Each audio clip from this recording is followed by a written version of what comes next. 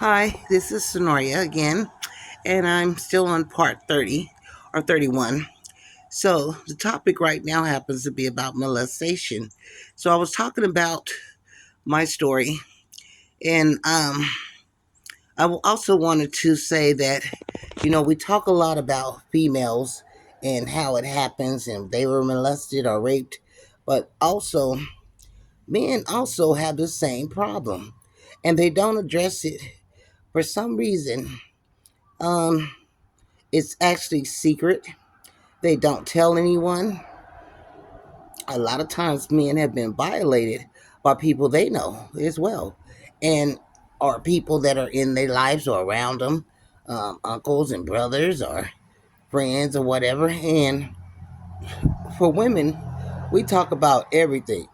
For guys, it's a silent death for them. They don't want to tell someone that this happened to them and they're embarrassed about it. And if they feel any trickled emotion, it kind of makes them feel like maybe they may be gay because they might start seeing men and think they're attractive, and they don't want to feel that way because in their mind they're not. They're not gay. They just liked it, the sensation of what happened.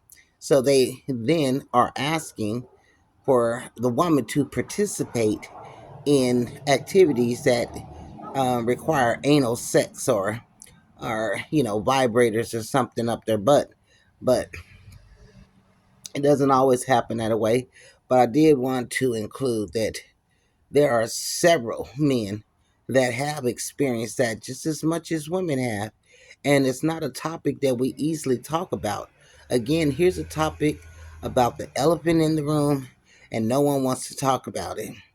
If you're a man out there and you have experienced this, I personally want to say I'm so sorry. I'm so sorry that it has been a silent trigger and death for you. I know you can't talk about it. I know you don't have anyone to talk to about it. And I want you to know that there are people in this world like myself who feel so bad about that. And you being a man, I know you can't actually express this to anyone. I know it's embarrassing and it was intimidating, and it's a forceful act, something that actually happens in prisons. So when you're in the free world and this happens to you, it is the most terrible thing that could happen to a person. Just want you to know, I'm hoping that you're healing from it, and I'm hoping that the person who actually violated you is apprehended or caught, or something negative happened. I hate to say that, but someone who would do that to a boy at any age, that's terrible for them as well. So I wanted to add that on there. If you have any questions or comments, or you'd like to have some input, I have a way for you to contact me. On here is one way, and then I have another way. But I want you to be able to tell your story as I'm telling my story, and hopefully that'll help you in some forms of healing. There will never, no matter how many years it is gone, when you have been violated, you don't forget. You relive it. Every now and again, you have this experience of something that triggers a memory or a time that triggers that moment. There are things that are happening in your life, and you don't even remember sometimes why you feel that way. There are other times you know why you feel that way, and yet you still can't seem to escape what's actually happening to you. What happened to you is so bad. And to the world, to anyone and every individual, male and female, that this has happened to, I am so sorry for you. I am deeply sorry for you. And when I was older, after I had my daughter, my firstborn daughter, um, I was 16 going on 17, and I took a ride from a guy, and he ended up raping me. So I was violated, but I was an adult when it happened. The thing I wanted to say about that was there are a lot of women who are getting cars, or men who get in cars with people. This is something I want you to know, because the guy that did it to me, I never would have expected. He was old and like again 16, 17 I was. And when I got into the car, the one thing I want you to always remember this. Before you get in anyone's car, look at the door. Make sure the door knob is there so that you're able to escape. Make sure that the handle is on there. If you get in someone's car, I didn't even know. So he closed the door. He told me how to, have my hand on the window and close the door. But the car did not have door handle, which means now I'm a prisoner inside this man's vehicle. And he did what he wanted to do to me. um, I was able to convince him to take me home, and I was crying, and he took me in a field, and he did whatever. I just knew I was gonna die.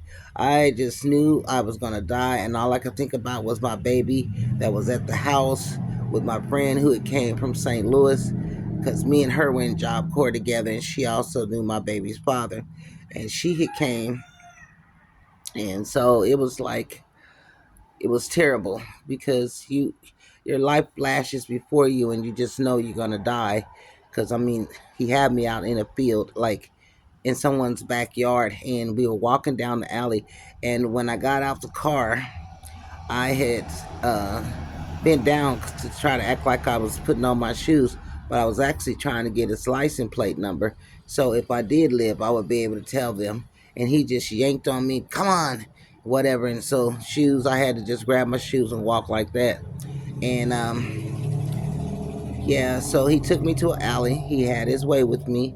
I was crying and begging him and stuff to please let me go, and I wasn't gonna tell nobody. And I also convinced him that I needed a man like him, and that I would be more comfortable if he was to take me home, take me to my house. I don't know why. I just felt like if I'm gonna die, just let me die at the house. I don't want to die in the backyard, someone else's trash and so forth. But I convinced him. He took me to the house. He took me to the house, and my friend was there with my baby. And I introduced him to her, and I told him. He said, if I get there and anything is different from what you told me, he said, I'm gonna kill you and everybody else. So when I got there, I buzzed.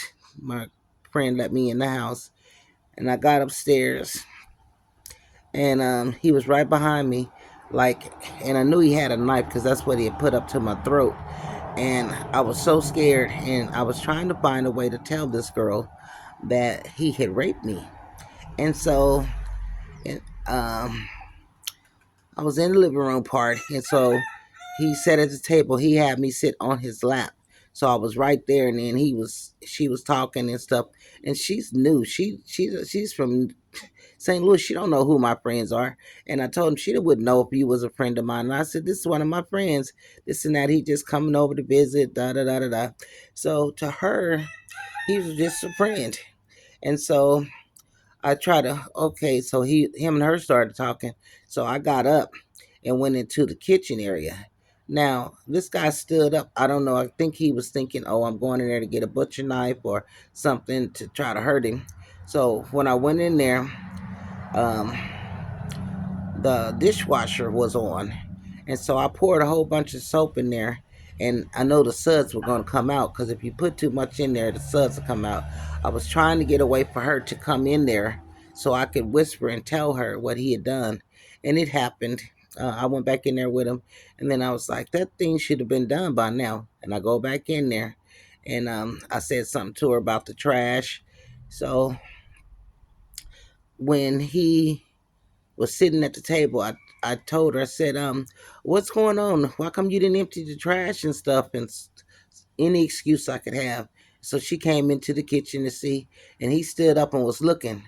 And then I was like, look at this, all this soap and stuff in here and this and that. And I was just arguing about that.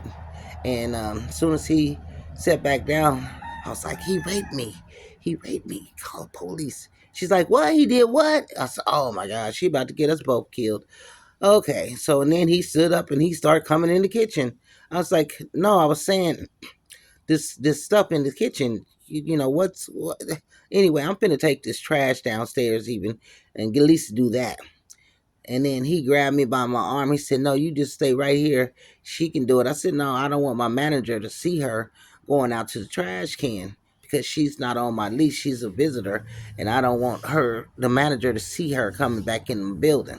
So I told him, I said, "Come here, look out my window." I said, "See right there, there's my trash. All I gotta do is go downstairs, go out the back door, empty the trash, and come back." And so he reluctantly said, "Yeah."